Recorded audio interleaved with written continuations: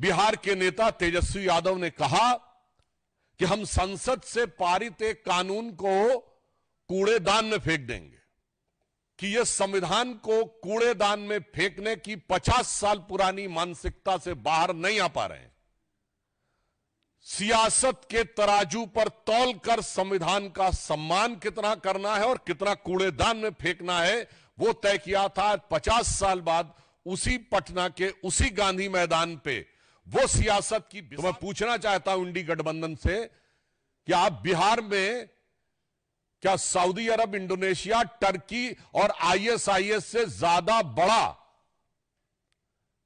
शरिया का कानून लागू करने की सोच रहे हैं? कुरान में तो यह कहा गया है जितना हो सके खर्च करो, होल्ड मत करो। वक्फ का मतलब अरबी में होता होल्ड करना। परंतु आप क्या कहते हैं? जो है जोड़ लो और मुल्ला मौलवियों के कदमों में जाके अर्पित कर दो ताकि बदले में वोट की सियासत हो सके। मित्रों, अभी हाल ही में हमने भारत के लोकतांत्रिक इतिहास के सबसे दुर्दांत काले अध्याय आपातकाल के 50 वर्ष पूर्ण किए हैं। परंतु बहुत दुख की बात है कि कल पटना के उसी गांधी मैदान में जहां आपातकाल के दौरान संविधान की रक्षा और संविधान के सम्मान के लिए जान की परवाह किए बगैर लाखों लोग एकत्र हुए थे, वहां एक ऐसी रैली हुई जिसके की बारे में इंडी गठबंधन के बिहार के नेता तेजस्वी यादव ने कहा कि हम संसद से पारित एक कानून को कूड़ेदान में फेंक देंगे। यह बहुत गंभीर विषय है।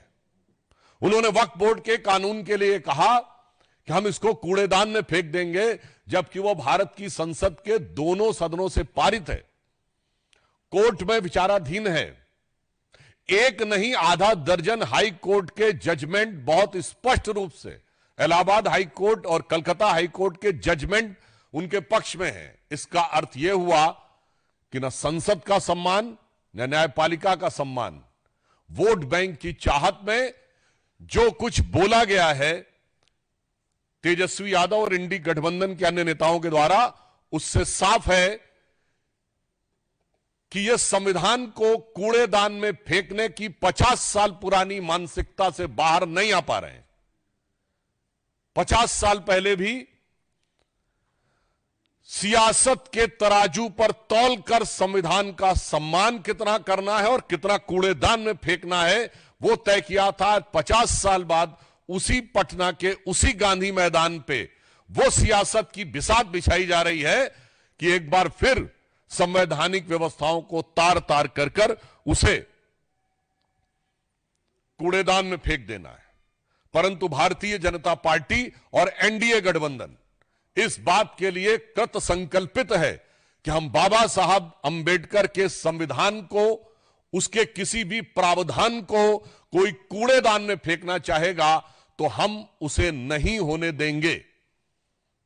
और मैं यह भी स्पष्ट करना चाहता हूं, जो बात पहले भी कही जा चुकी है, वक्फ बोर्ड के जिन प्रावधानों के विरुद्ध इंडी गठबंधन के नेता बार बार बोल रहे हैं, क्या वो प्रावधान सऊदी अरब में लागू है जो इस्लाम की जन्मस्थली है? नहीं। क्या इंडोनेशिया में लागू है जो सबसे बड़ा मुस्लिम देश है? नहीं। क्या टर्की में लागू है जो खलीफत की सीट रही है? नहीं। क्या वो पाकिस्तान और बांग्लादेश में लागू है? नहीं। जो आईएसआईएस की भूमि है, सीरिया और इराक के हिस्से, वहां पे लागू है? नहीं।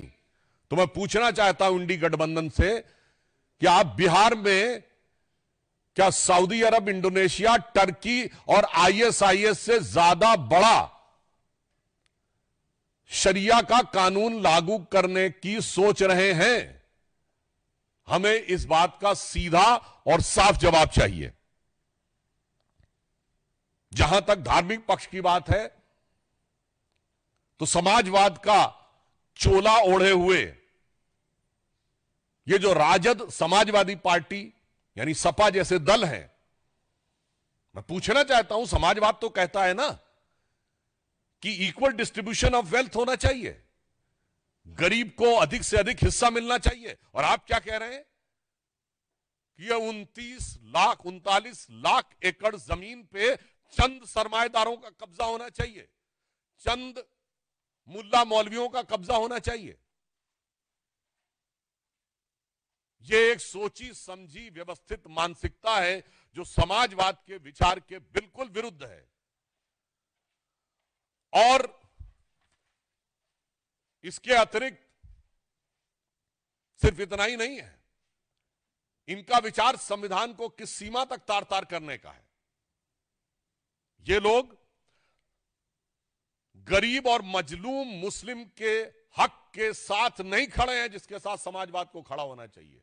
ये चंद मुट्ठी भर सरमाएदारों के हक के साथ खड़े हैं जो कि मजहब का नाम लेकर उनका शोषण करना चाहते हैं। इसलिए राजद और सपा का समाजवाद कतई समाजवाद नहीं कहा जा सकता, जिसे आजकल सोशल मीडिया में इस प्रकार का एक वर्ड यूज होता है कि नमाजवाद कहा जाए तो अतिशयोक्ति न होगी। जहां तक इस्लाम धर्म के, इस्लामी अकीदे के मुकद्दस रवायतों का सवाल है तो बहुत साफ कहना चाहता हूं, कुरान में वक्फ नाम का कोई वर्ड नहीं है। यह मुल्ला मौलवियों का अपना क्रिएशन है। और कुरान में तो यह कहा गया है जितना हो सके खर्च करो, होल्ड मत करो। वक्फ का मतलब अरबी में होता होल्ड करना। इस्लामी अकीदे में तो कहा गया अनफिकूफी सबीउल्लाह, यानी जो है खर्च करो। परंतु आप क्या कहते हैं, जो है जोड़ लो और मुल्ला मौलवियों के कदमों में जाके अर्पित कर दो ताकि बदले में वोट की सियासत हो सके। मैं यह पुनः कहना चाहता हूं, जो बात मैं पहले भी कह चुका हूं, यह बाबा साहब के संविधान का मजाक उड़ाकर उसे मौलवी स्क्रिप्ट में बदलना चाहते हैं। यह मैं पूछना चाहता हूं यह समाजवाद का चोला उड़े हुए इन लोगों से कि क्या राम मनोहर लोहिया जी का समाजवाद यही था? क्या जेपी का समाजवाद यह था? या कर्पूरी ठाकुर का समाजवाद यह था? भारत रत्न कर्पूरी ठाकुर जी से लेके जयप्रकाश नारायण और लोहिया जी का समाजवाद के साथ आज हम खड़े हैं, जो हम चाहते हैं हर गरीब और मजलूम को उसका हिस्सा मिलना चाहिए। मगर ये किसके साथ खड़े हैं? जो ट्रिपल तलाक के साथ खड़ा है, जो हलाला के साथ खड़ा है, जो मेहरम के साथ खड़ा है, जो हज सब्सिडी के साथ खड़ा है, जो सरतन से जुदा के साथ खड़ा है, जो आतंकियों को अपना भाई बहन बेटा हाफिज बनाने के साथ खड़ा है। इसलिए हम साफ कह सकते हैं कि हम समाजवाद के पक्ष में भाजपा और जदयू खड़ा है, और आज के ये राजद और समाजवादी पार्टी जैसे दल नमाजवाद के पक्ष में जाकर खड़े हो गए और नमाज जैसे मुकद्दस अकीदे का भी मजाक उड़ा रहे हैं, उसका भी केवल सियासत के लिए प्रयोग कर रहे हैं।